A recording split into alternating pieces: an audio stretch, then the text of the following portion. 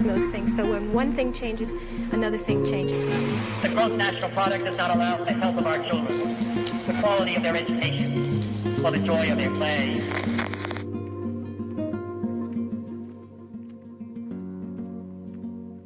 I get really, really deeply frustrated that there's a generation of young people coming to university every year and they sign up to study economics, and in this country they take out a big loan and they dedicate 3 years of their life to studying a subject they think, and what upsets me is some of them say, I read Doughnut Economics, I was so excited, so I went to university to study economics, but they're teaching me everything that you said was the old way. I've heard that so many times.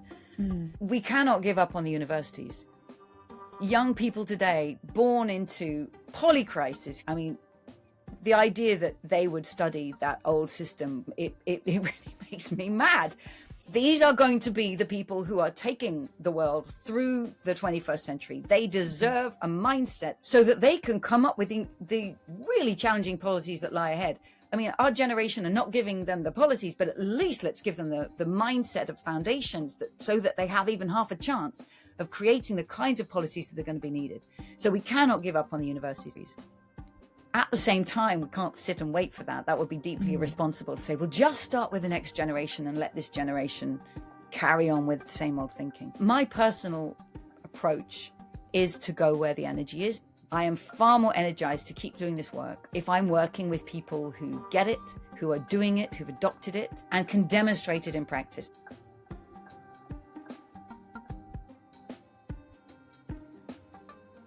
Hello and welcome to Invisible Handcuffs, a podcast that seeks to expose the economic ideology driving our crises and identify ways we can free ourselves from its chains. My name is Katy Shields and I'm a recovering mainstream economist and your host.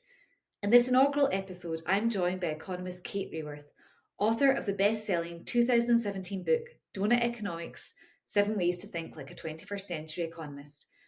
In that book, Raworth put forward that the goal for humanity this century should be to move away from endless growth towards thriving within the means of the living planet. But Doughnut Economics wasn't just about setting a new goal. Raworth, who studied economics at Oxford, was calling to change the discipline of economics, from ending its obsession with GDP to moving away from models that deify markets while ignoring nature and care, to treating individuals as selfish, self-interested profit maximisers. For her research, Raworth drew on the best of heterodox economic thinking, which, for me, coming from the mainstream, was a revelation. And it's fair to say it kicked off a movement. In our interview, we talk about the many surprising ways people are picking up and running with its ideas in cities, communities, and businesses around the world. But we also discuss the barriers that people have to overcome, especially in our institutions where mainstream economics is still the language of policymaking. Kate teaches Doughnut Economics in the Environmental Studies Department of Oxford University, and she tells of just how hugely popular her courses are and how young people are demanding fresh thinking. Yet head over to the Mainstream Economics Department and you'll certainly not find her book in the reading list. So we discuss the importance of reclaiming economics in the university, and while Kate does say that this is something we must continue to strive for, we also cannot wait for academia to catch up. And so it's also our job to seek ways that we can help people, especially young people, play a role in rewiring our economies now so that they start to work in service of life, rather than life working in service of our economies. I then asked Kate if she has advice for our project, and you can listen to hear what she had to say. Whether you've read Doughnut Economics or not, I hope you will find this interview both informative and inspiring. I certainly did. With that, please join me in welcoming economist Kate Raworth. Welcome, Kate. Thank you so much for joining us. My pleasure. Looking forward to chatting. Great. Well, on that, I'd love to just kind of jump right in, if that's okay. It is 9 or almost 10 years since your kind of rallying call to bring economics into the 21st century. So I'm talking about, obviously, the publication of Doughnut Economics. But looking back sort of over this period, what has surprised you most about the influence or the impact that this book has had around the world? So first, it's kind of wild to think that it's nearly 10 years. I mean, it's 9 years, right? It came out in April 2017. By far, the biggest surprise is that people have picked it up and put it into practice. I never imagined that. And I have to say, thank God I didn't imagine that, because that would have made it intimidating. I'd have never, ever finished writing the book if I thought it was going to become something that was used by town councils and used in companies and used in the fashion industry and taught in schools. And I mean, I would have been overwhelmed by the responsibility to get everything in there and get it right. So it's incredible the way that people have picked it up. And I'm really, really glad I didn't know at the time. Well, yeah, it is incredible. And that's obviously one of the reasons that we've invited you as our first guest, because it was the thing that I picked up, which started me on my sort of journey to wanting to reclaim economics. So thank you for that. Well, I'm going to ask you just that. Where were you in your economics journey when you picked up Doughnut Economics? So I had actually attended a talk that you gave to the Club of Rome way back. But were you a student? Were you already studying economics? Had you finished? Like, where was this in your life? I was well past studying. I'd been working as an economic consultant. I had actually just recently gone back to university to do a master's in environmental economics. Quite different though than the kind of the ecological economics that is an influence for Doughnut Economics. And I was kind of at a period, I just had my third child, and I was at a period of kind of feeling like this isn't working, what we're trying to do, and fixing the climate. So I was kind of open to new things, but it was still quite a revelation for me and took me quite a long time. I do think I remember, I have to admit, watching you kind of give your talk thinking, no way are we going to do it. Yeah, I'd been working with multinational corporations and sort of trying to convince them to do tiny little steps towards their climate goals. So it took me a while. I didn't know maybe at the time how ready I was for it, but I was very, very grateful, because it was for me not just get into this a little bit more. For me, it was kind of like a best of all the alternatives that you don't get at university. That book, and it really, so it just made me hungry to want to know more about the alternatives that are out there. That's but great. Maybe you can. Yeah. So, and we will talk and of what you said, putting it into practice, which I think it's so important. And that's where I'd love to go a little bit today, because people are still picking up the book and then they're sort of saying, okay, how can we implement it? So I'd love to get there, but maybe if I can go back a little bit, because our series is about exploring where and kind of why economics has gone wrong. Economics being still, I think it's fair to say, one of the, if not the most influential discipline when it comes to policies, when it comes to decision making. Yeah. And I know that you had also, like I did, studied economics. You studied PPE, for those that don't know, politics, economics and philosophy at Oxford, and the degree that The Guardian has called the degree that runs Britain, because so many prime ministers, chancellors, newspaper editors study it. So, can you kind of talk about what were you hoping for in studying economics? And was there a moment when you realized this is not kind of what I had signed up for? Can you talk about that? Yeah, I didn't. So I went to university in 1990. And I hadn't studied economics at school. I was new to politics and philosophy and economics. So I was on a game of catch up. I was surrounded by people who'd done economics A-level, right? And so at the beginning, I was just trying to catch up and learn and take it all in. And I loved it. I loved the theories, the frameworks. I was absorbing it all, reading the textbook on my summer holiday before going to university. And it was only gradual that I realized that the reasons that I've been drawn to this, I cared about environmental issues. I cared about the hole in the ozone layer. I'd heard about the greenhouse effect on the news in the 1980s. I cared about the hideous famine in Ethiopia in the mid-1980s, the inequalities in the world. I wanted the tools to be part of changing the world in the way that many young people idealistically and brilliantly want to do. And I knew that economics was the mother tongue of public policy. I thought, if I have this tool under my belt, I can help change things. It was gradual, but I realized, for example, I wanted to study environmental issues.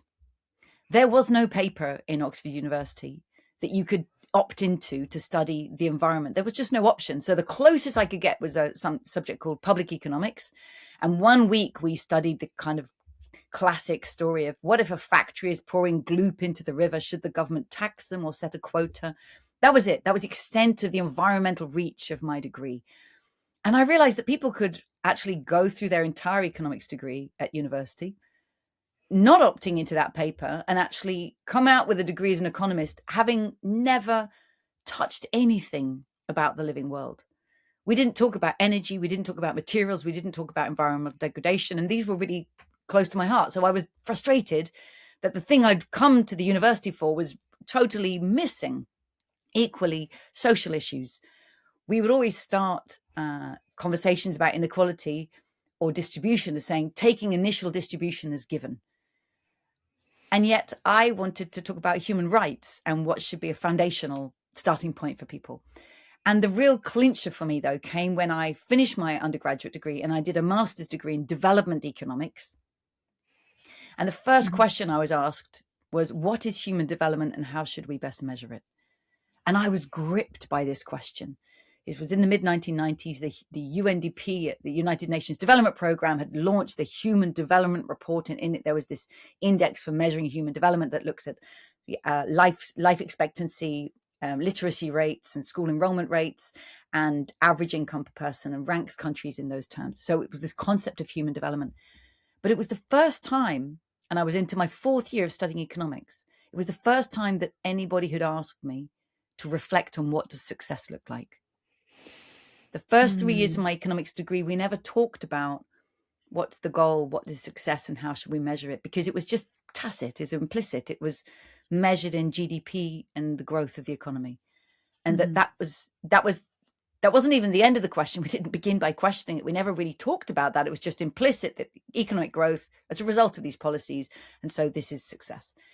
So it was when I studied development economics and I studied the work of Amartya Sen, who starts not with the market, but with human capabilities and what every human should have the capability to be part of included in a democratic, Sen said every human being should have the capacity to participate in society with dignity. And I was just really struck. Why is it only when we come to studying economics for developing countries that we actually talk about the fundamentals? Surely this is for all economics, for high income countries or the so-called developed nations. And I began to question that as well. Why are we only talking about the philosophical, social, moral foundations? Why are we only talking about goals when we're talking about lower income countries? This should be applied right where we are. And when we don't talk about it, it doesn't mean it's not there.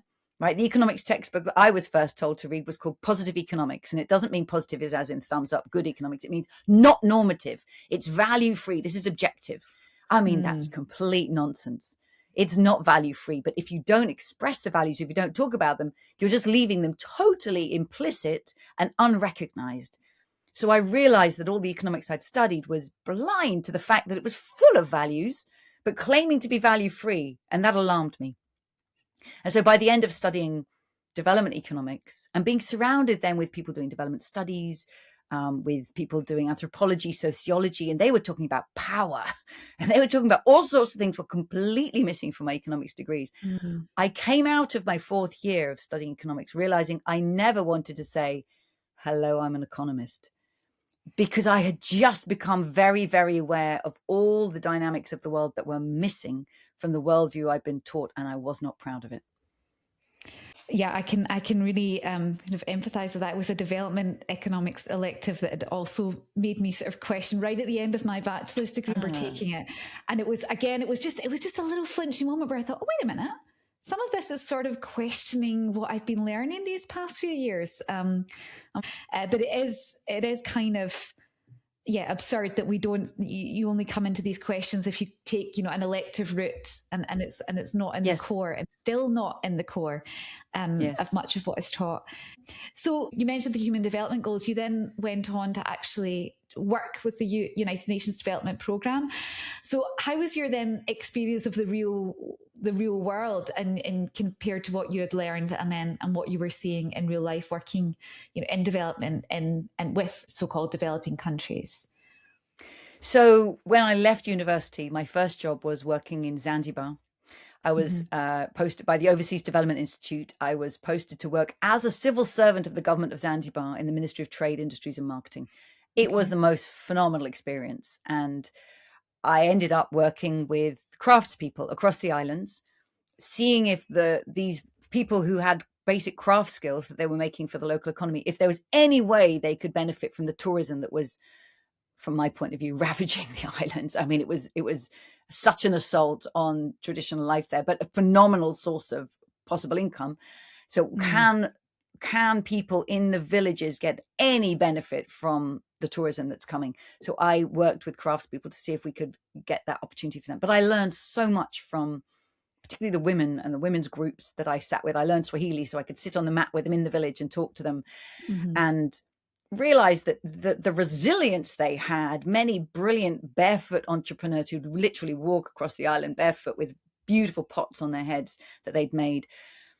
They depended on the forest, on their community for everything. And they made it work. So I saw the commons in practice before I'd ever heard about the commons. I'd only ever heard about the tragedy of the commons because that's what you get taught in economics. And yet I saw thriving commons in practice in these communities. I then went from Zanzibar, from being there for 3 years, to a very, very different island, Manhattan, to work for the United Nations Development Programme on the Human Development Report, which had so influenced me in this first essay I'd written. But then I was also really frustrated there because when we created we had the Human Development Index, which would come out every year and celebrate which country is at the top of the HDI. And again, it's measuring life expectancy, literacy and enrollment rates and average income per person. It's not perfect, but it was much closer to what matters than just the GDP of the country. Countries that were at the top of the HDI in those days were countries like Norway, Australia. And so I remember I had to be part of the communications team when on the day it was announced, I had to go on sort of drive time radio in Australia or in Norway. And I would come on air and I'd be saying, yeah, congratulations, your country's come out top of the HDI. And they'd be saying, yeah, we're the best country in the world. And I'm sitting there thinking, Norway exports oil to the world. Australia has these massive mining projects. These countries have huge environmental footprints, and yet we're telling them they are top of the Human Development Index. They're the most developed, they're the most successful countries in the world because it makes no mention of the environmental impact. So I became really frustrated that we were celebrating what you're doing for humans, but not taking any account of how you are undermining the living systems of the planet in the process of doing that. And I started to sort of become an internal wrestler and challenger to the HDI. And I know that when I left, I ultimately embodied that into the donut. But it was incredibly helpful to realize, the metrics by which we measure success really matter. Whether it's just GDP of a nation, whether it's just the human aspects, and we need better metrics that make visible everything that we should be taking into account with countries.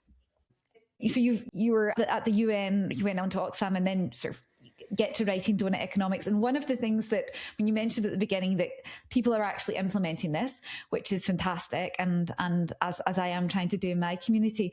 And there's a quote that you often say is that you thought that Doughnut Economics would be sort of practice first, theorize second. The theory is still there though in the mainstream economics courses. And so I was wondering that did you try to do the theory route first? So first of all, one of the reasons I wrote Doughnut Economics is because after I worked at the UN, I moved to Oxford. I worked for Oxfam.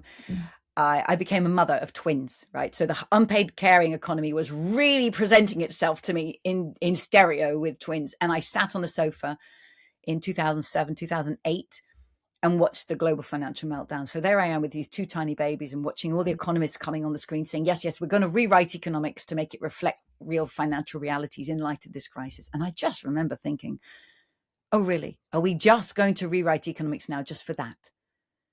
And everything else stays the same. We'll just bring in the real functions of money and banks.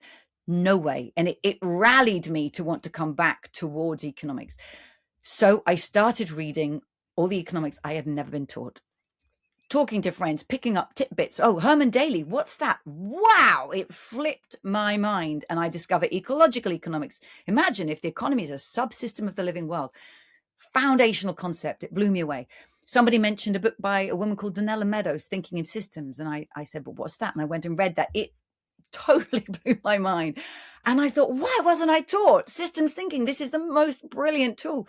So I started accumulating and assembling these amazing ideas, the work of Elinor Ostrom on the commons, that it's a triumph, not just a tragedy, just bringing together these amazing ideas, feminist economics. And I wanted to make them dance on the same page. I wanted to bring them together so that they became the foundations of a new mindset. Not that you had to either be a feminist economist going to all the feminist economics conferences and writing in the feminist economics journals and you're part of that community, or an ecological economist over here. But what happens when we bring them together and offer them not as many separate critiques of the mainstream, but as a new proposition for the whole? That's was my goal in Doughnut Economics. So the theory is out there. It's been there for decades, right? Systems thinking. Yeah. Donella Meadows was, as you well know, wrote in the 1970s, Herman Daly. So I wanted to celebrate all these ideas that have been around for a long time. Where was this going to get traction? And that's where I realized, universities aren't even beginning to bring this into the curriculum because it's foundational. I think it's deeply challenging. When you say, take the model of the economy, the circular flow diagram that every undergraduate's taught as the biggest image of the economy that we have, it's completely missing any mention of the living world. What if we drew a circle around it and say it's contained within the living world? It's an open system within a closed system. That is totally transformative. So it's foundationally challenging. Ideas of being regenerative by design, circular economy, distributive by design, using systems thinking to think about the economy and complexity.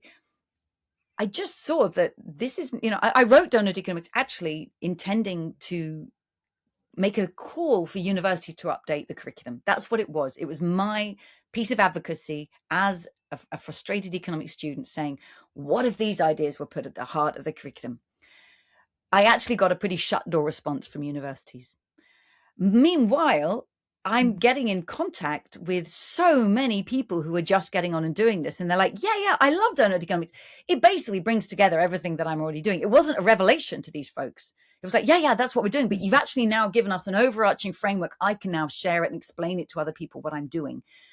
But they were actually putting it into practice. Here, look, we're creating cooperatives and associations. We're making sure they're regenerative by design, by using, part of recycling and refurbishing materials. We're making them distributive by design because of the way we design it. It just was second nature to these folks who were doing it. So I realized that rather than trying to persuade theorists to get on this, just hang out with the practitioners because they already get the theory. They are taking it forward in practice. And the front edge of this work is to be found in practice. It's going to take maybe even decades for the textbooks to catch up with where the practice is. So if you want to be at the cutting edge of it, you're not going to find it in journal articles. You are going to find it in the workshops, in the streets, in the organizations, in the minds and practices of people who are embodying it. That's why I say 21st century economics is going to be practice first and theorize later. One day the textbooks will catch up, but they are nowhere close yet.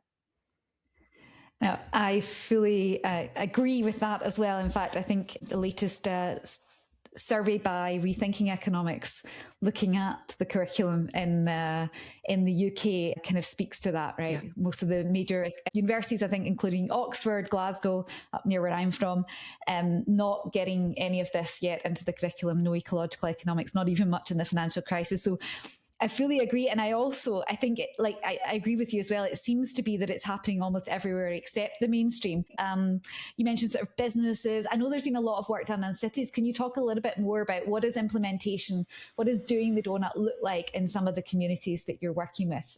Yeah. So when my book came out in 2017, I started doing book talks and speaking at festivals, and I did a rail trip around Germany and lots of presentations. And I was imagining I'll spend, much of the rest of the year just presenting these ideas and trying to see if I can get any traction. And I was in fact thinking of doing a little roadshow,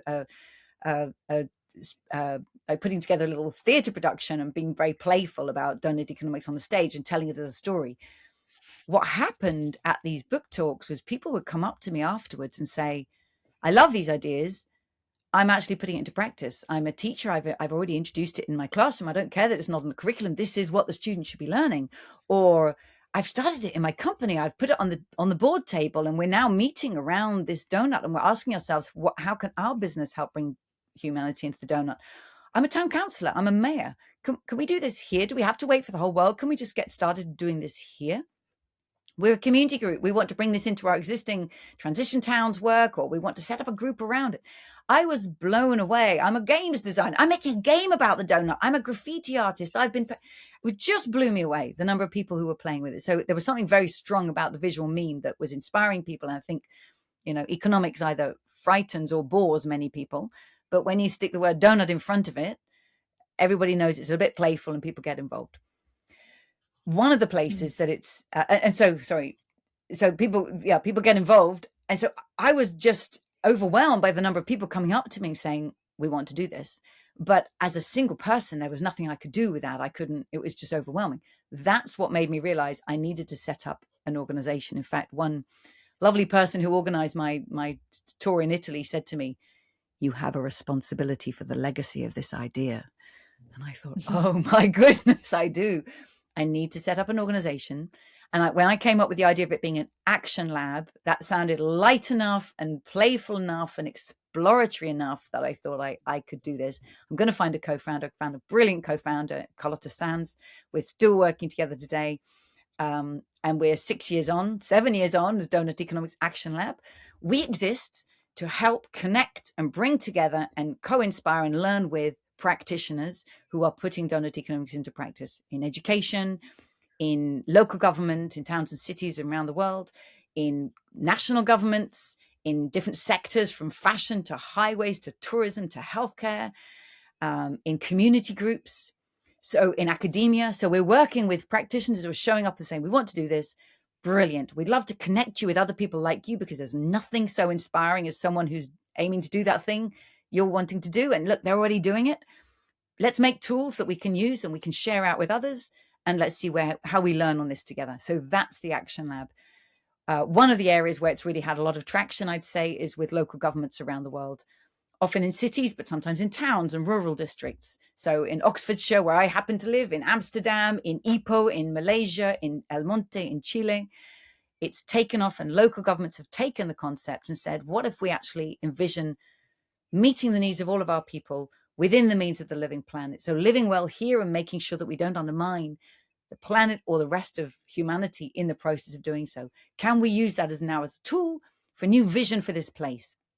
Can we use it as a tool for assessing projects that we want to do? Can we measure our progress towards this goal over time? So they've created a portrait of the city or the county through the lenses of the donut, and now saying, through to 2040, we're going to keep on measuring this. This becomes our primary accountability, not what's the GDP of the city, but rather, are we beginning to meet the needs of all people? Are we coming back within the means of the living planet? So it's being adopted now by over 50 towns, cities, counties, districts around the world by the local government. They've actually publicly placed it in the heart of their plan. There's at least another 50 who are engaging and exploring it behind the scenes. So we know that it's become a really valuable tool amongst these policymakers. And now it's starting in national government, policymakers in national governmental situations, civil servants. We've made a tool for governmental policymakers that's online, that they can see all of the 7 ways to think, to be regenerative by design, be distributive by design, using systems thinking, nurturing human nature. Here are policies all around the world that we think reflect those aspirations. So we're really trying to take the concepts and show, look, there are policies and practices all around the world already that are bringing these to life. Yeah, and I'm happy to say that in Vienna, where I am based, we are also moving finally in that direction. Yeah. So, and thanks a lot, to the, like you say, to the fact that you can see other cities doing it. So it also, I think, takes away a lot of that barrier. We've got the first movers out there. My experience as well is that the people in the city are often ready, and maybe even further than the politicians. Right.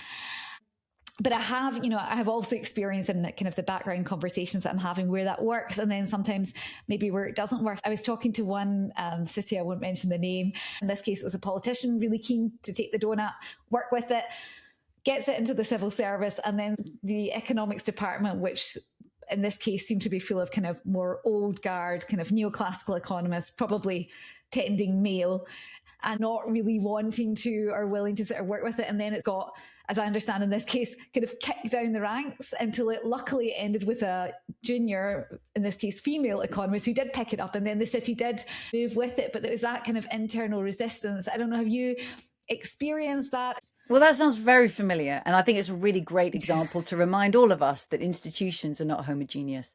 People could say, the city council said, or, you know, the city council is made up of many departments, within each one, many people who may have different opinions. So within every organization, there are different groups. And in every case, when the donut's been adopted, it's because someone, maybe one or two people, and they're always identifiable, has said, I think this is a great idea for this place right now. They've brought it in. They've got a conviction to try and make this happen. They then need to persuade their colleagues. If it's going to be formally adopted by the city, it's going to have to pass the city council with a majority vote, right? So first, that's the first job. And of course, there are going to be people who say, what is this? Donuts? What are you talking about? Or, you know, oh, is this too radical? Or so you're going to face some challenge there. And yet there are brilliant councillors or mayors who've said, come on, let's do this. And they've persuaded their colleagues. But then once you've got the concepts adopted, as you say, it might then run into the economics department, who are going to look at it through an old economics lens, if that's where they're coming from, and just say, what is this? This doesn't make sense. This is far too normative. This isn't positive. We've already got all the tools we need. And even if you don't have these problems, you're going to have elections at some point. What happens if those politicians don't get re-elected? What happens if the key civil servant who was really holding the idea moves on and gets rotated into another position? So any idea trying to take root is going to face these challenges of change. What I have seen, I would say, is that the places where it's had the strongest traction, and there are places where it's, you know, still in use after 5, 6, 7 years, that you've got both an elected politician who's a champion of it and speaking publicly about it, that you've got civil servants, some people within the civil servant who are remaining there, holding it and bringing it into the civil service and making sense of it. And then you've also got some kind of community mobilization, clear public support for this. When you have those three tiers, I think it's got far greater chance of surviving, and surviving political change, surviving, you know, new events, new ideas coming along. And of course, there may seem to be tension between those groups. They may often seem to be in tension, but actually they're somehow holding each other in accountability and holding each other in the game. So yes, adopting a new idea, bringing, you know, introducing a new paradigm, really challenging work, as Doughnut Economics always said, or as Thomas Kuhn always said. And this is how we start to make it happen. And that's why we call ourselves an action lab. We don't know how this is going to work. We're going with the practitioners. We are following the energy. Let's see what we learn about the challenges that they're encountering as they go. Yeah, it seems to me that the public perception, in fact, I think there was a study recently of UK business people conducted in cooperation with London School of Economics, where I think it was a large percent of business leaders in favour of the donut as a goal, but they underestimated their colleagues or their peers' support for it. That's right. I've got it on my desktop. It's called the Hidden Business Majority. They found that 86% of business professionals in the UK support post-growth business principles, but believe that only 53% of their peers do. And over 90% of the people interviewed believe businesses should follow Doughnut Economics principles. I was blown away by this when it came out. It's incredible. We hadn't had any interaction with them beforehand. They just came out with this survey. So, and I think it's a beautiful example that when you ask people, what do you think? The people say, yeah, I think we should be following the principles that our business should be aligned with, meeting the needs of all within the means of the planet. We should seek to be regenerative by design and distributive by design. But we often don't believe that those around us are ready. So we're all systematically underestimating the readiness of everybody else. That's a really important insight. Other surveys have found this too. But also there's a difference between people and the values and their full understanding of the world as full human beings versus what they feel they can do or the incentives that they face as a business person. in their role of reporting on their quarterly reports and showing that they're, delivering a growing margin, growing profits, growing market share every quarter. So again, this highlights the distinction between what the whole human senses and realize is needed versus the institutions that we've inherited that are designed for very, very narrow boundary thinking, for profit maximization. And that's why actually Doughnut Economics for businesses, I think, is a tall order, right? For companies, it's tough because if those companies are, whether they're privately owned or shareholder owned, if they are designed in their purpose, their networks of relationships, how they're governed, how they're owned, and how they're financed, if they're designed for maximizing profit, which is a very typical business design. I mean, what else are we in business for? But if they're designed for that, it's going to make them very difficult. It's going to make it very difficult for them to prioritize something else, which is being regenerative and distributive by design, helping become a business as a vehicle for meeting the needs of all people within the means of the planet. So I think we're going to find that many of the businesses that are prevalent today, that are designed on a very, very 20th century shareholder maximizing value return model, they, I believe, are not the vehicle that's going to take business forward in the 21st century. We need different kinds of businesses. So it's a big jump, and maybe too much of a jump. I think some companies won't be able to make it because they are so designed to maximize shareholder returns. It's just too much of a pivot to actually say we're going to deliver sufficient shareholder returns. We're going to deliver some kind of return, but actually our priority is our purpose. We need different businesses to do that. Yeah. Yeah, I can see, and that tool is fantastic as well. I encourage everyone to look at it. We're also using it at our work in Vienna, for new businesses or younger businesses or businesses that are maybe not, these huge organizations with their, as you said, quarterly reporting and their shareholders, those that have more flexibility. But it's those big organizations. And it's also, you mentioned, I guess, the institutional part of it. So I think that's where I struggle a little bit, because I can see on the one hand more and more people at an individual level are stepping out of the system, right, and trying to do something different and building up communities of practice, whether it's around Doughnut Economics or wellbeing economy, which is all fantastic. And then I see at the institutional level sometimes things actually shifting away from where we need them to go. Like if we take, as you mentioned, the profit orientation, which is written into the DNA of our economies, it's written even into the way that our finance system works, that we have governments that are still prioritizing, finance, which requires returns, and pensions that require these high returns. So I'm thinking that it's at that institutional level where we still have decision makers with these, with these old models, right? So I don't know what you think about this. I've been talking to lots of people about what we need to do, because I'm still, I do agree with the practice part of it. The parent in me, I have 3 children. At high school, I don't want them to get this understanding of the economy, this market understanding. And it does influence our decision makers. We've been talking to some people say, okay, you just need to bypass the universities. You just need to go straight to the decision makers. But we still do have a lot of decision makers in key roles, kind of upholding the systems. Do you see a way there that we can move forward? Do we need to be talking more about the economics as a discipline? Like it's really time to move on, or as you mentioned before, can we afford a couple of decades to wait before the textbooks change? I guess would be my question to you. No, we can't afford that, and it's actually the one thing I notice whenever I'm thinking about these issues. Is the one place I get angry. I get really deeply frustrated that there's a generation of young people coming to university every year, and they sign up to study economics, and in this country they take out a big loan and they dedicate 3 years of their life to studying a subject they think, and what upsets me is some of them say, I read Doughnut Economics, I was so excited, so I went to university to study economics, but they're teaching me everything that you said was the old way. I've heard that so many times. We cannot give up on the universities. Young people today born into polycrisis, hearing it on the news all the time. I mean, my own children are now 17. So they are now thinking, what do I want to study at university? I mean, the idea that they would study that old system and peers of theirs will study it really makes me mad. These are going to be the people who are taking the world through the 21st century. They deserve a mindset. They deserve ways of thinking, systems thinking, ecological basis for economics. They deserve to be given the foundations so that they can come up with the really challenging policies that lie ahead.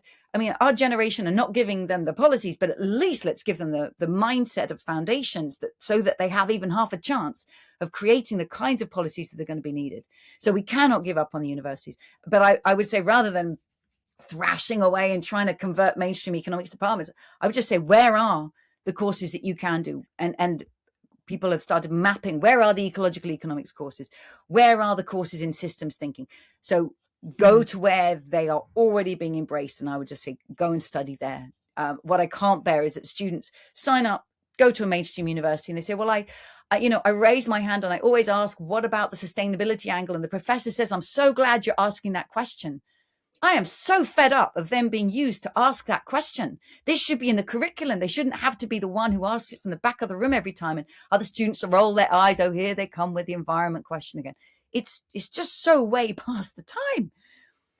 Yeah. So we have to change economic thinking, and students just move away from those mainstream degrees. And thank goodness for rethinking economics that are, from within, right? The power of the students from within, assessing these curriculums, saying, you are not teaching us what we want to be taught. I don't know any other discipline where the students turn up ready to study for 3-4 years and then realize the first thing they have to do is dedicate their hours to actually lobbying to change the very curriculum they're going to be studying while paying for the loan to do this at the same time. I don't know any other discipline that has this going on.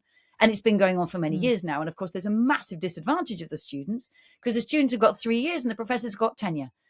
So that's not equal. The student, they'll just be the turnover and then the next bunch turn up. So where I live in Oxford, every year there's a new clutch of students come in and say, would you come and teach Doughnut Economics? And we want you to come and give a lecture in the evening because it's not on the curriculum. So I'm being asked to come in again and again and again outside of the curriculum to bring in the thing that they say they actually want to be taught.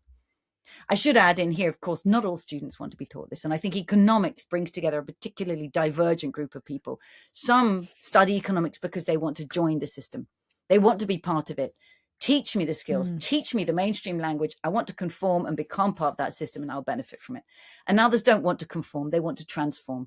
They want to be taught a totally different mindset. They want to challenge the fundamentals of today's economy. So you've got those students sitting side by side. Now, most universities are graded, let's say the business school or the university are graded, ranked against each other. What are the criteria for ranking? The starting salary of your graduates. So guess which one they're going to lean towards. Are we going to lean towards teaching and satisfying those who want to conform with the system because the system will pay them a lot of money? Or are we going to teach those who want to transform the system where the jobs are actually few and far between and actually more precarious at the moment because it hasn't got established? So there's an inherent lean of business schools particularly towards the mainstream because that will get them the ranking. So it all goes back to the incentives of their institutions that we are part of. So we need to change the university degrees. At the same time, we can't sit and wait for that. That would be deeply irresponsible to say, well, just start with the next generation and let this generation carry on with the same old thinking. My personal approach is to go where the energy is because I don't have the stamina or the willingness to spend my life banging on shut doors. I am far more energized to keep doing this work if I'm working with people who get it, who are doing it, who've adopted it, and can demonstrate it in practice. And this is where I turn to Milton Friedman, right? He said, Milton Friedman, the bad boy of neoliberal economics, who from the 1940s was part of the Mont Pelerin Society that wanted to make neoliberalism the new way of doing things, and they succeeded, so we should listen to them. Milton Friedman said, almost word for word, only a crisis, actual or perceived, produces real change. When that crisis occurs, the actions that are taken depend on the ideas that are lying around. And then he goes on, he says, this, I believe, is our basic function, to make sure that to develop alternative policies, make sure that they're existing and available until the politically impossible becomes the politically inevitable. So when a crisis occurs, people turn to the ideas that are lying around. They can be lying around in a book. Margaret Thatcher famously pulled Hayek's book out of her handbag. Or why just leave them lying around? Why not have them up and running? And that's what we're doing at Doughnut Economics Action Lab. Why not actually work with people who are ready to do this now, who get it, and are in a context and have an opportunity to actually start putting this policy into practice? So we can say, oh, you want to run a local government on distributive and regenerative policies? Here we are. Here's one we can point to in Malaysia that are seeking to do that. Here's one in Amsterdam. Here's one in Sweden in a small town. Here's one in Chile. We're just showing you this is already happening. This is already normal in some places. I think there's nothing so compelling as seeing people doing what you thought was impossible, already getting on with it. As Amelia Earhart, the incredible aviator, said, never interrupt somebody doing what you said couldn't be done. So let's work with these folks. Let's give them space and let's amplify what they're doing. So yes, we need to change the university curriculum. And of course, what we want to do in the curriculum is teach them the concepts of doughnut economics and then point them to the places that are already putting it into practice. So they see that this theory is not idealistic and utopian. It's actually in practice in places. And then they can feel a conviction that I'm actually learning skills for an economy that is emergent, and I'm determined to work in that new economy, not be sucked back in to the old ways of the old economy and told to put my youthful ideas aside and get back to business of maximizing returns for shareholders. See how it makes me mad? Oh, don't worry. I get very much. It's nice to actually hear someone else getting mad, so I don't feel like I'm alone screaming into my pillow about mainstream economics. But no, I agree, and I also wanted to say, I do also work with Doughnut Economics. I've also been asked to teach actually at a business school, but at a business school that is outside of the main city, small, doing innovative work around green businesses. And one of the theories that I have, I think, is that Doughnut Economics will come into practice kind of everywhere except in the mainstream departments. And if we just have enough of these alternatives out there, we'll soon be just bypassing them completely and giving people the opportunity to do it differently. And I am going to agree with you on that. And I have to say that so Doughnut Economics has been picked up a lot in universities. Yeah. It's just mostly and sometimes in business schools, because business schools have their feet in the ground. They have supply chains. They need water. They employ people, right? They're hit by energy crises. They are in the real material climate changing world. So it's relevant. But it's picked up in urban studies. It's picked up a lot in architecture. In health, in civil engineering. I know young people who've gone off to university and sent me photographs from their courses all around the world in totally different disciplines. Oh, we're being taught the donut.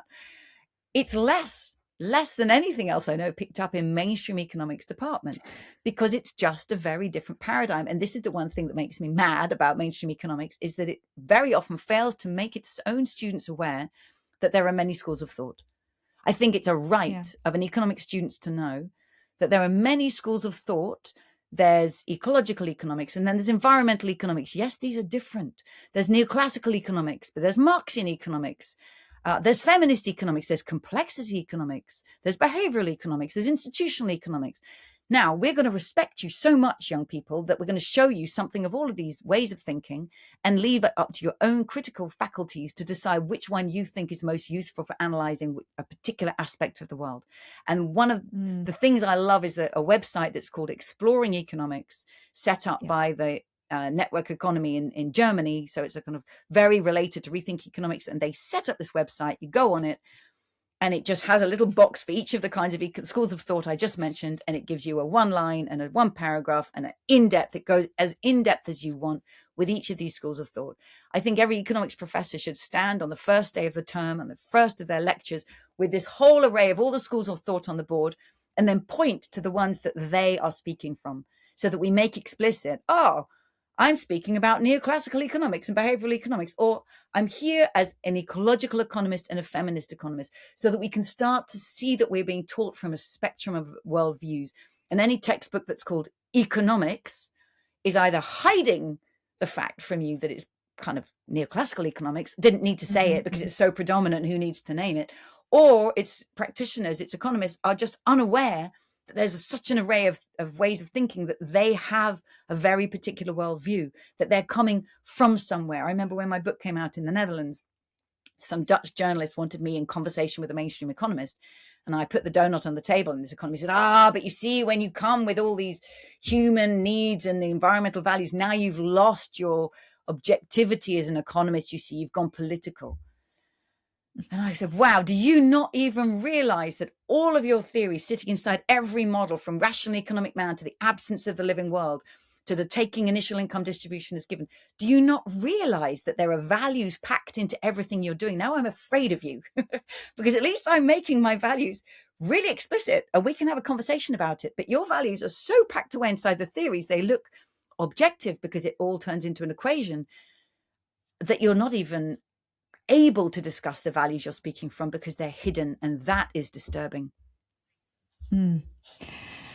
Yes, and positive economics, invented by our friend Milton Friedman, I learned recently as well. Yes. So there's I want to be careful about your time. This was really wonderful. And I think we've gone further than I expected to. I did want to just wrap up by asking what you're working on now. And you mentioned before that you said you wish you had turned this into theatre, but you are actually doing theatre, and I don't know very much about it, and I'd really be interested. I think it's at the Doughnut Circus. So can you tell us a little bit about what you're doing?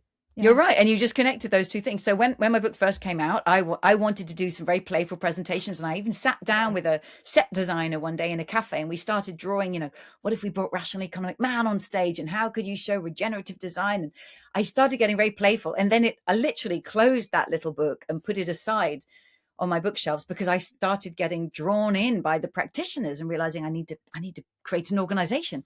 I found that little notebook only recently. It's like, wow, I really started on this line. It's come back in a different form. One of the things I love doing is presentations at book festivals festivals, summer festivals in the UK, and they often have a tent of big ideas and book festivals. And so I was giving a talk at a festival a couple of years ago, and I said the talk's half an hour. It's called "We Need to Talk About Growth." I won't use any slides. I'll be in a festival site, and I'll just use some objects and see how it goes. And I went to check out the site the night before of where I'd be speaking, and it was a circus tent. Everybody's sitting around in circles on hay bales and street bunting hanging from and I thought, my God, I'm in a circus tent. I have to deserve this space. I have to be as playful as the space. So I was much more playful and interactive with the audience. And I called someone up onto the stage and talking about growth. And at the end of it, lots of people just came up to me and said, that was great. Even my 6-year-old, she didn't understand everything you said, but you totally had her attention. And I realized I had a lot of fun and people were laughing and I was laughing. So I thought, what was that? And I then enrolled to go on a clowning course. I went to some improv classes. And then the next festival I did, I really took along a lot of objects. And I've learned that if you invite someone up on the stage to come and play, whether the Chancellor of the Exchequer or to come and play growth or to come and play finance and the loan sharks, if you give them a hat, they feel masked and they feel freer to be a character. If you give them an object, like a bag, like the Chancellor's red tax box saying tax on it, or a shark for a loan shark, or a noodle, swimming noodle, so we can make some graphs with swimming noodles. If you give them an object, they feel safe to play. And I've been blown away. So I now do circuses. I did one called "We Need to Talk About Growth." My current circus is called "Battle for the Biosphere: Nature versus Finance." The next circus is going to be called "How Rich is Too Much." So bringing together some of the big issues of the day into the big top in a very playful way. Here's why I love it. One, people come as their whole selves and they come playfully and they step into a space that's clearly like a circus. So we're not there in suits. We're not there in our name badges. We're not in a corporate or academic atmosphere. We bring our whole selves and we bring our humor. And there's something very powerful about humor. It means we can talk about really big, deep, challenging political power issues in a playful way with a laugh. We can talk about it now. We often can't actually talk about it when we talk straight. So humor makes taboo things permissible. But the thing I really love is the extraordinary willingness of people who at one moment think I'm the audience and I'm watching this. And before they know it, I've said, has anybody ever wanted to be a clown? I need a clown to come and blow a bubble. Suddenly their hand is up and they're up on the stage and they're being Bobo the clown. I've put a hat and a red nose on them and they're blowing a bubble to symbolize the biosphere. The hilarity, the wit, the playfulness, the on-the-spot responses I get from people. Somebody comes and plays nature. Somebody plays finance. We bring up the emotions of finance on the stage. These folks didn't know it. People often say to me afterwards, no, but surely they all knew you planted them. And that guy who came and did juggling and the person who come and did that incredibly bendy act, I was like, none of them knew. And I didn't know any of them. So it's revealed to me the incredible creativity, playfulness, courage of humans. And I say at the end of the circus, we just created a circus together from scratch. So we had all the skills already here in the tent. Who knew? So what else can we do? And I'm going to go back to that statistic you mentioned earlier, right? Many of us want a different kind of economy, different kind of business, but we believe that only half the number of people that actually want it are really ready as well. We massively underestimate ourselves and everybody around us. So the circus shows us we're ready to do something way more creative, way more playful, way more fun, and way more memorable. That's why I'm loving doing circus. That sounds wonderful. I know some clowns. I am really inspired to do something like that where I am. I'll follow up with you on that. Great. Thank you, Kate. Final question. Do you have any feedback for us on what we're trying to do with this project? What are you trying to do with this project? We're trying to reclaim economics. Our title is Invisible Handcuffs. We're trying to make seen the handcuffs that are capturing our imagination, preventing us from, getting past that statistic you mentioned. So we're going out, we're trying to talk to as many people as will talk to us, to help show both where economics is going wrong, but also where, what we can do to get out of these handcuffs. So having named Invisible Handcuffs, of course, your task is to make them visible, which I think you're doing. Yes. One part of making that visible is making visible the mindset that we are inculcated into and caught in. But I think the other part of those handcuffs is the incentives and the institutional structures. And the more that you can help make those visible. So I mentioned one, which is the world's business schools are ranked on the starting salary of their graduates. So guess what they're going to be trained to do? They're going to be trained to go into today's high profit businesses. So that incentive system trickles right down to whether or not the donut will come into your lecture. And once I think we become aware of that, then that mobilizes. I mean, I think it mobilizes students. It mobilizes all of us. So this is insane. I'll give you another example. People often say, with kind of paradigm change, we'll change paradigm one funeral at a time. Not so sure. Actually, some of the older professors, the ones who are long tenured, are freest to pursue what they believe. And they actually can be some of the more radical ones. When my book came out in Belgium, I did a roundtable conversation with about 12 mainstream economists. We had a really good conversation, and over coffee, away from everybody else, a young lecturer came up to me. He was associate professor, and he said, he was about in his mid-30s, and he said, I love the ideas of Doughnut Economics. I would love to be teaching them to my students, but I'm on track to get tenure, so I have to be cautious. And I thought, wow, that was the one thing I remember from that whole trip. This professor gets the ideas. There's nothing between him and the mindset that I'm talking about. He wants to teach it in his classroom. I believe those students would love it, but he's on track to get tenure. And so he now needs to get the approval of all those professors, and he needs to publish in those journals. And again, he's locked into that old incentive system, and that is stopping him from. So his need for his personal advancement in his career as an academic economist, as a research economist, is blocking him from teaching what this current generation have come to university to learn, and what will equip them for a future that they face. So the more that you can make the incentives and the institutional design visible of those invisible handcuffs, I think they'll make us so frustrated we will break free and demand that these institutions be changed, or we realign around other institutions, walk away from the departments that are stuck in these old ways, and coalesce around different kinds of degrees and different kinds of thinking that is already alive and bubbling there. So I think if you can make that visible, you will help us burst out of these invisible handcuffs. Thank you, Kate. We'll do our best. Thank you so much once again for everything you're doing and for talking with us today. And please keep going. My pleasure. And you guys, you keep going. Here's to this podcast, Katie. I'm a massive fan of the 3-part podcast you put together on the limits to growth. I mean, that just blew me away listening to that. So I'm so thrilled that you're now podcasting and in conversation with people, not using found archive tape from the 1970s, but people who are alive today, and you're able to be in conversation with all of us and bring that story. Your storytelling techniques are fabulous. So I can't wait to see what you make with all of it. Thank you very much, Kate. My pleasure. Thank you. Thanks. Bye-bye. Bye-bye. You've been listening to Invisible Handcuffs, Unchaining Economics, hosted by me, Katy Shields, with music, art and production by 𝘭𝘪𝘬𝘯𝘬𝘮. If you've enjoyed this episode, please consider liking and following us on YouTube or your favourite podcasting platform, and by subscribing on our website at invisiblehandcuffs.com, where you can also find the show notes to this episode and more about the project. With that, thank you for listening, and I hope to see you next time.